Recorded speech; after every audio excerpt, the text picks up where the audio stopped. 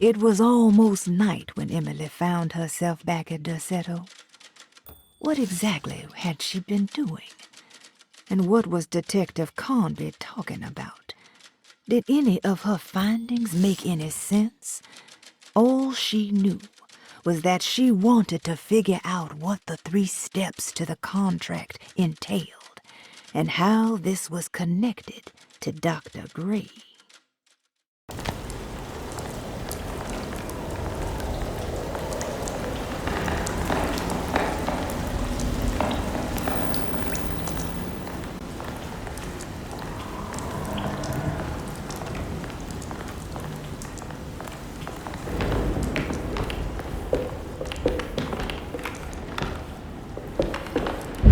It's getting rough out there.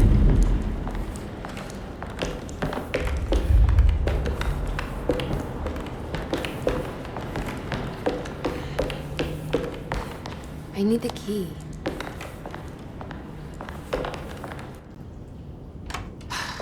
If we can just get rid of Jeremy, everything will go back to normal. That reminds me.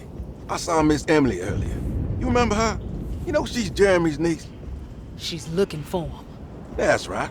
She's helping us. In her own way. As long as she don't stand in the way of the mother of 1,000 young. I don't think she knows or cares about that. She just here for Jeremy. I've been more worried about that Detective Conby fella. He been snooping around asking all kinds of questions. God, it hurts. I wish you would stop doing that. Gives me the heebie-jeebies.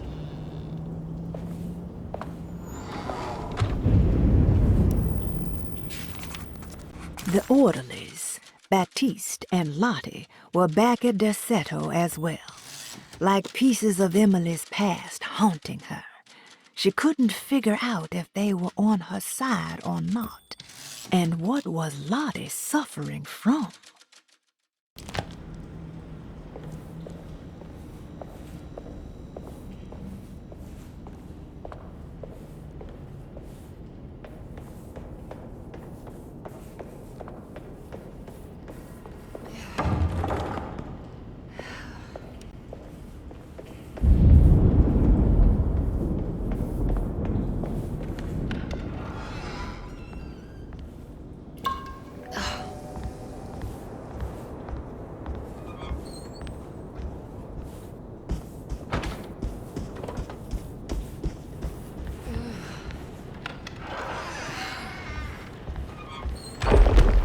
What is going on here?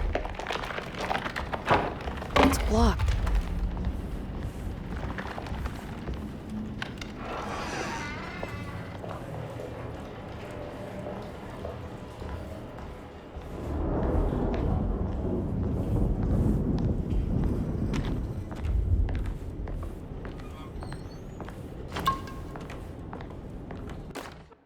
We must have faith that Jeremy's pact with the Dark Man is a bluff. If we are lucky, our visitors will find him and prove it's all nonsense before night falls. What is true is our attempt to call on her. Too many things have happened for this evening to be in vain. Think of Jack and Cassandra, even Perosi, whose circumstances I can't understand. Grace is a goat without horns. She knows it and will play the role. You must talk to your brother, Baptiste. I worry that he will fail us. Mrs. Thompson.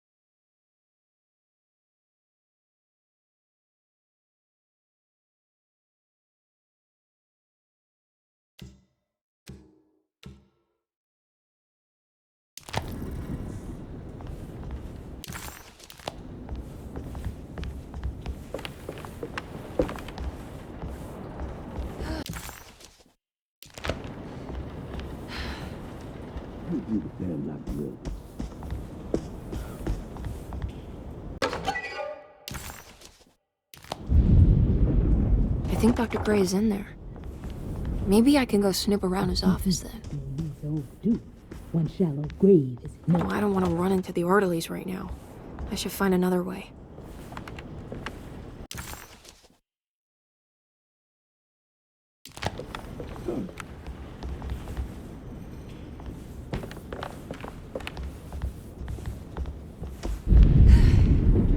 It's blocked.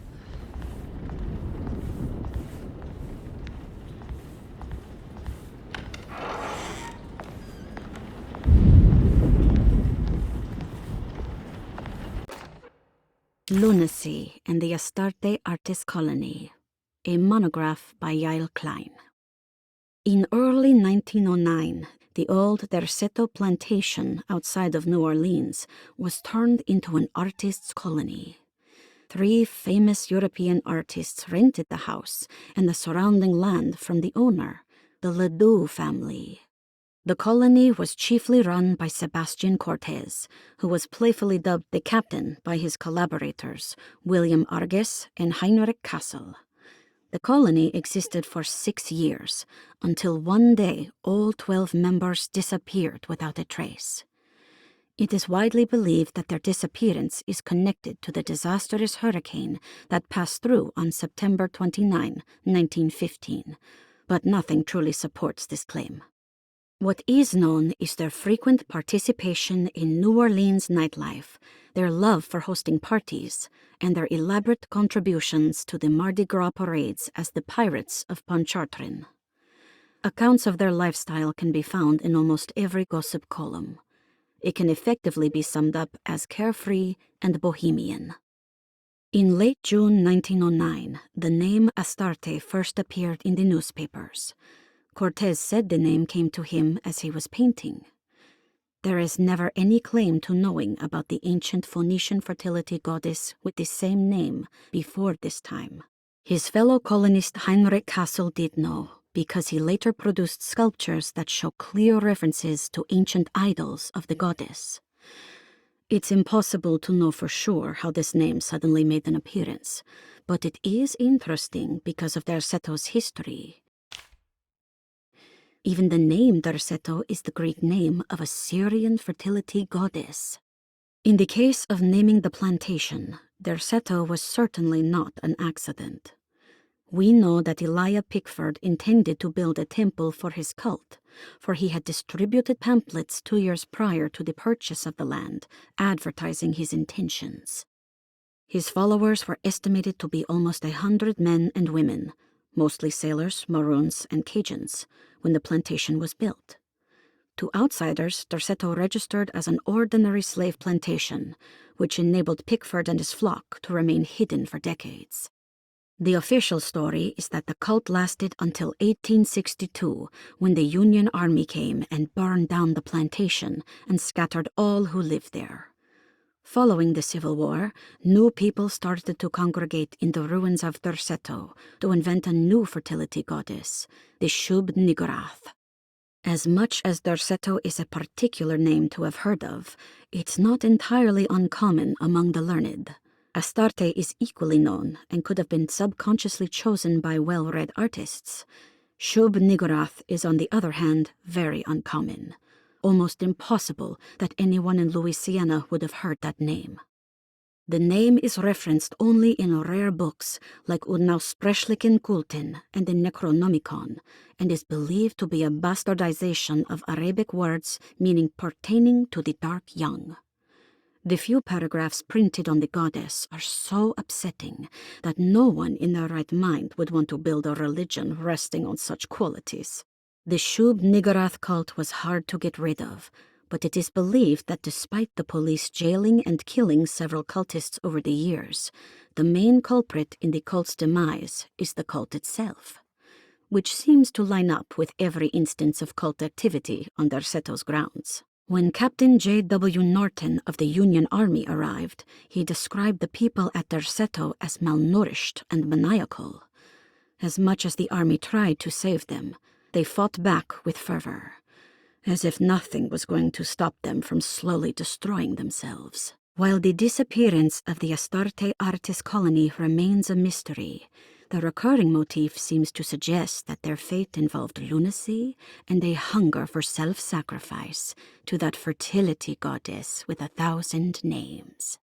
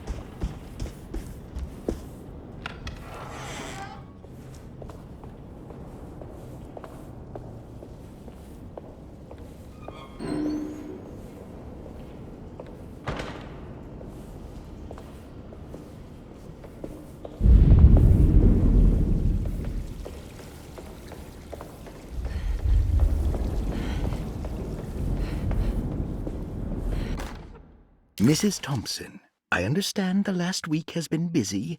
Under these circumstances, I find it important to remind you that Derceto's concerns are not a public matter, nor is it something that should upset you. Please continue your excellent work, and don't spend a thought on the death of Perosi, or, more importantly, the suicide of Cassandra Beauregard.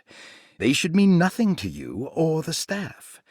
I rely on your loyalty, and trust that your close kinship with the Tabois siblings will keep Derceto's secrets hidden. Dr. Gray.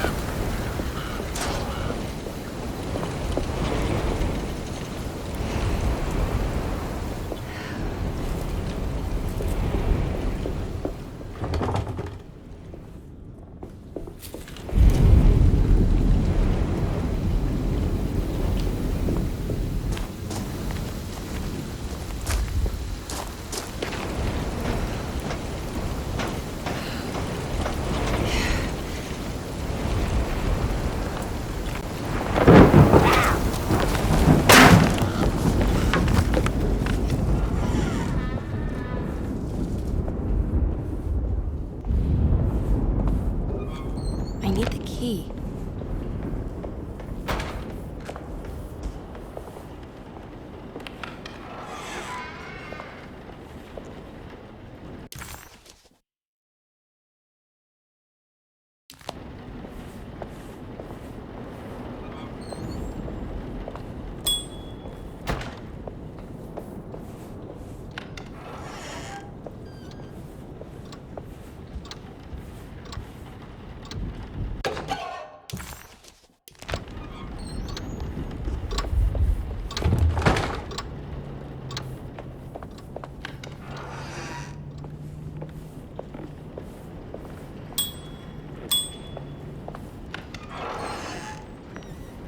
Mr. Waits must have had a spare key to Dr. Gray's office, but where?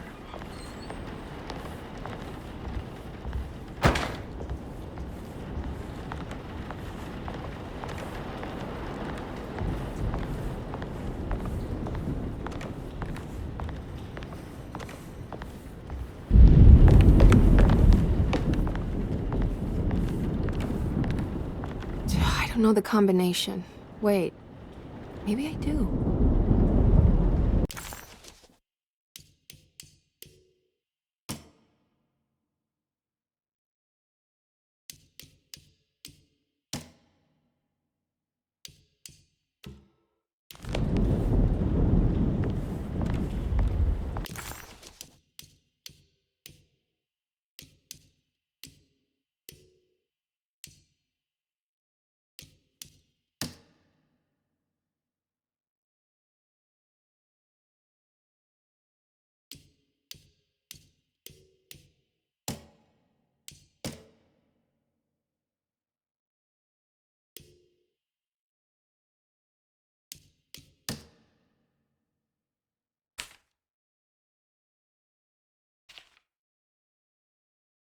Medicine has failed me. Nothing can be done to dispel the hardwood curse. Only the sacrificial dagger may release the despair from Jacob's eye. Yet, doing so would be the doom of Derceto. Let this curse of mine be a weapon for once. I accept your demands, oh, crawling chaos. Build your prison around this godforsaken hospital. When evil has been starved, I will stay buried forever.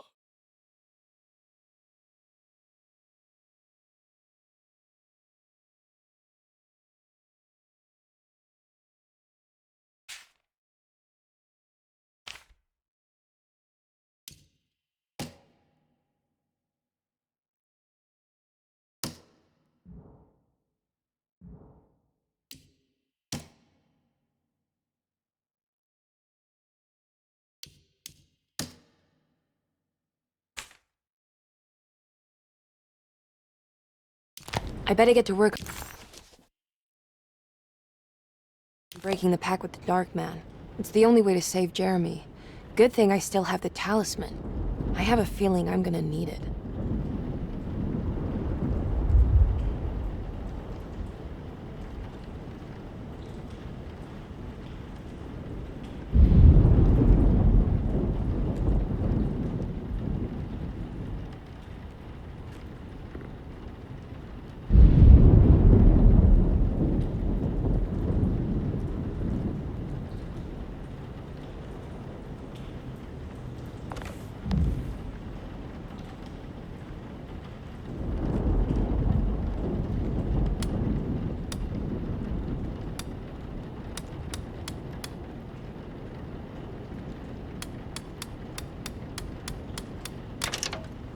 It worked.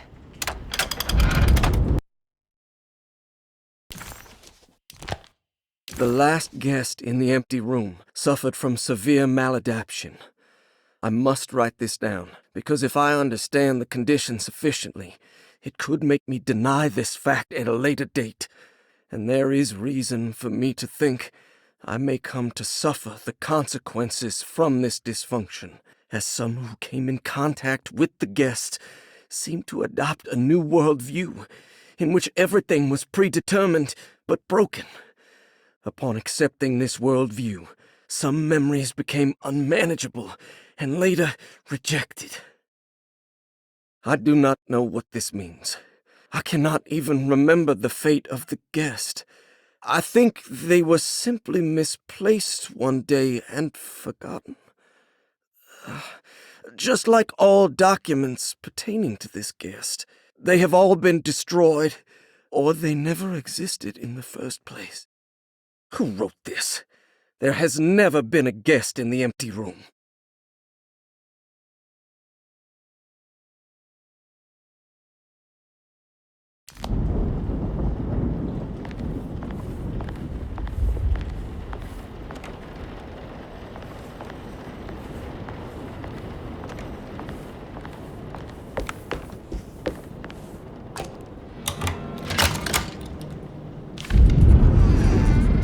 Here we are. Emily felt lost as she entered the office of Dr. Gray, much like she had the last time she was here. She began to question what she was hoping to find.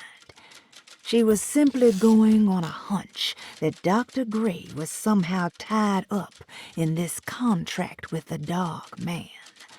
Emily couldn't even begin to imagine what kind of evidence she would need. Besides a clear confession, of course. But she doubted she would ever find something like that. She was grasping at straws. The steps on the contract were so confusing to her that she was just hoping to get some small indication on where to go next. Dr. Gray's office. Now let's see if we can find some answers.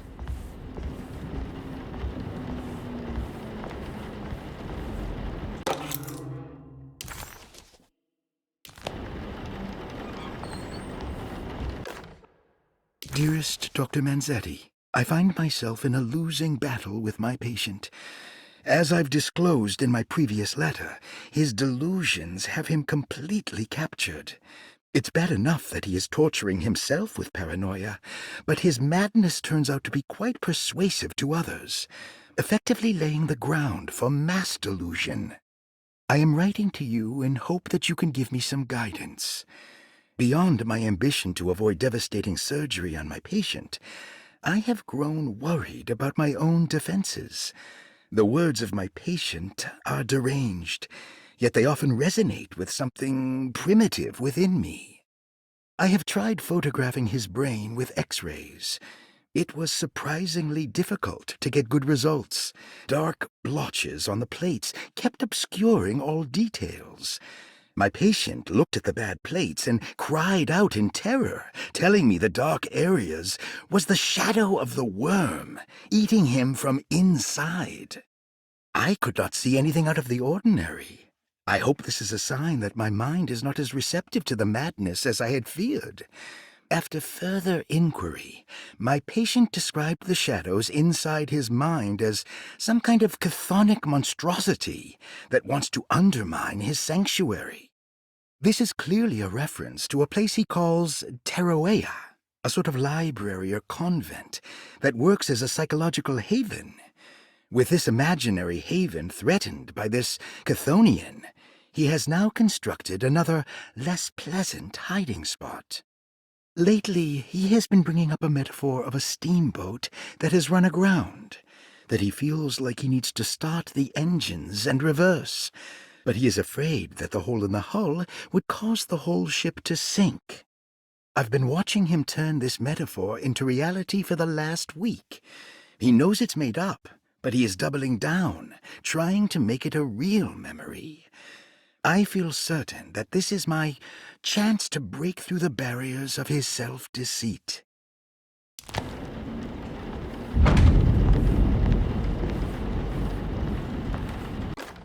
I have finished tidying up Miss Beauregard's belongings.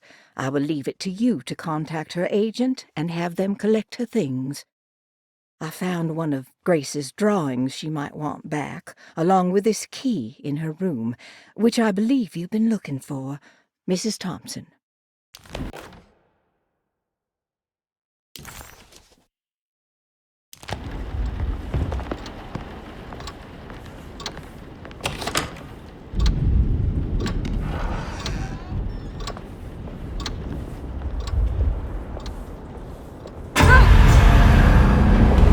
This can't be.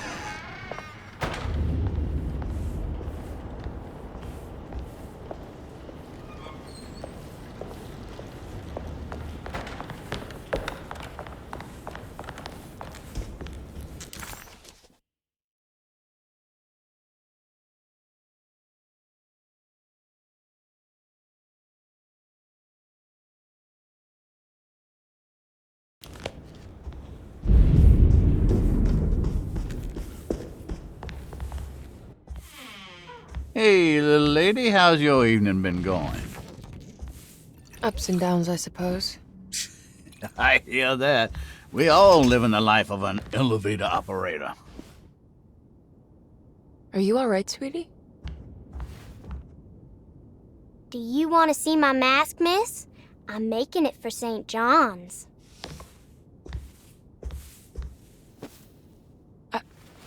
How did you... Is that supposed to be my... Ow! You should learn your place, little girl. Why are you acting this way? What did I ever do to you?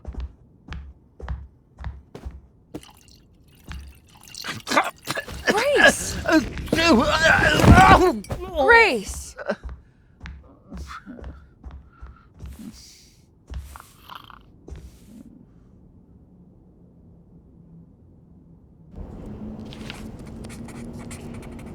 The mask had reminded Emily of her father. It didn't seem like a chance connection, but a purposeful reference made by that child. How could Grace have known what he looked like, and that it would upset Emily so? And why would she use those words? Emily felt like it was beyond strange. It felt impossible. Did it even happen? Was she losing her mind?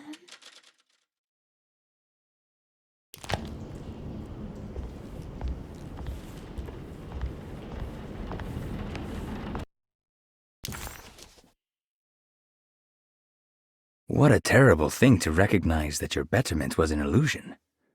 That you are so infatuated by the virtue of struggling that despite all your hard work, you made no real efforts to ever become well. Or that the treatment becomes such an obsession that instead of letting your wounds heal over time, you tear at the flesh in the hope that it will heal better and faster. If only it would bleed in the way you wanted. Do we ever become well? What do you think, Dr. Gray?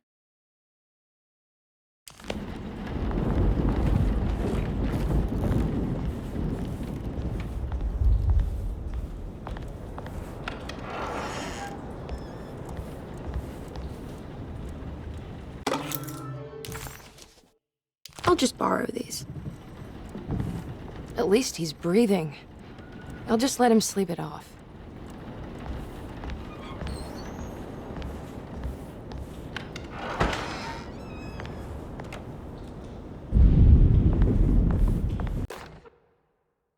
Jeremy knew that the only one who could help him now was the guest in room number 3.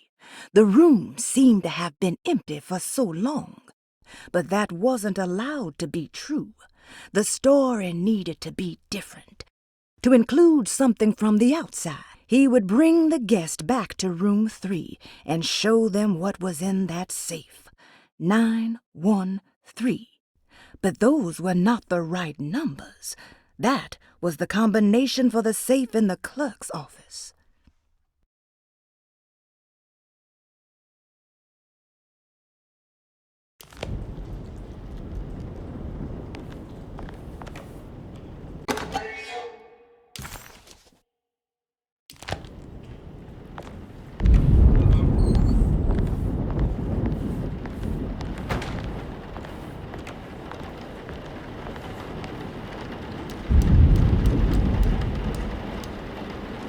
I'm not sure I have everything I need.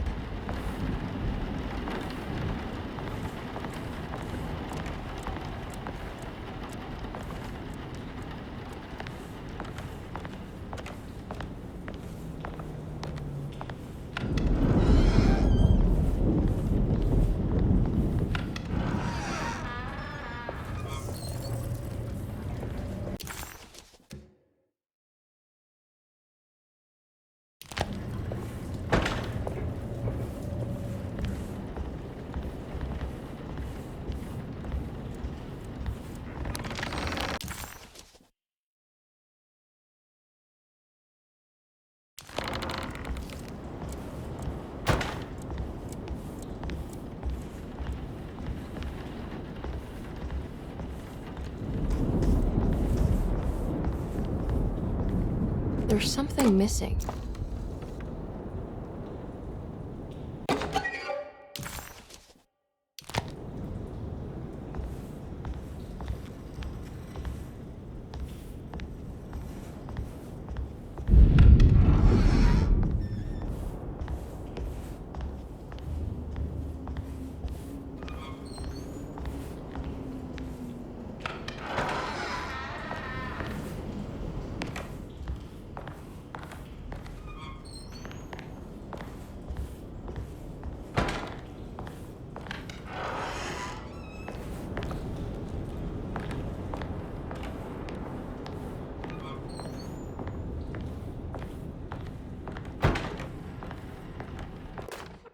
Detective Comby, I'm terribly sorry that my niece has pulled you into this mess.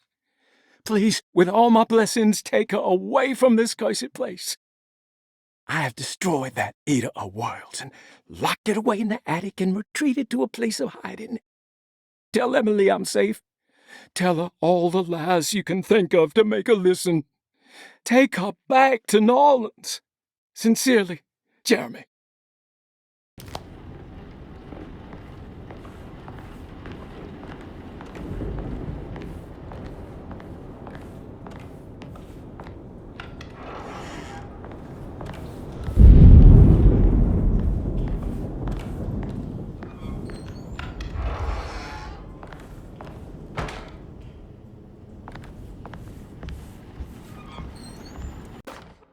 Brother, I need you to trust me. This is the most important moment in our family's history. I know you have doubts and that the terrible Mama Loa told you lies. I would never betray you. I promise. Lottie.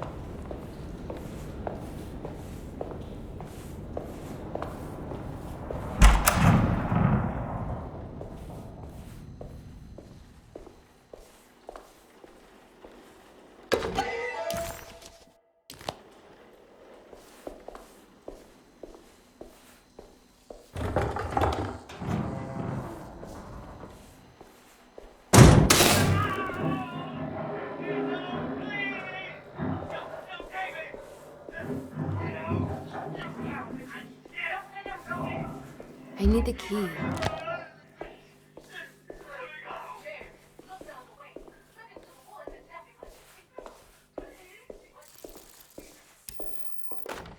Radiography. Patient Jeremy Hartwood. Date June 14, 1930. Plates. Jeremy's skull proved difficult to capture properly. Partial radiographs worked best. A complete picture of the brain can be assembled by piecing 3 plates together. Observations. Even when looking at an assembled version, a shadow covers significant parts of Jeremy's brain. Possible tumor, but more likely that the equipment is failing. Jeremy reacted strongly to the pictures and claimed to see a giant clay worm eating and displacing his memories. Notes. While this exercise has left me nowhere closer to an answer, I feel confident that a Burkhardt lobotomy should sever all necessary parts.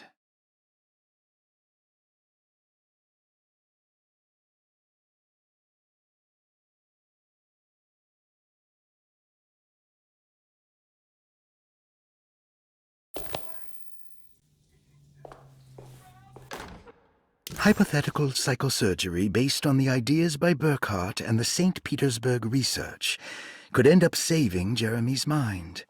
Severing the connections around the frontal lobe would certainly solve most mental afflictions.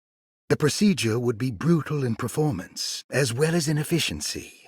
An ice pick pushed through the edge of the eye and into the skull would untether the nerves like Alexander cutting the Gordian knot. As this would likely leave Jeremy in a very different condition, all other paths should first be explored. The medical instrument I would need for this lobotomy is missing, and I should have Waits order a new one.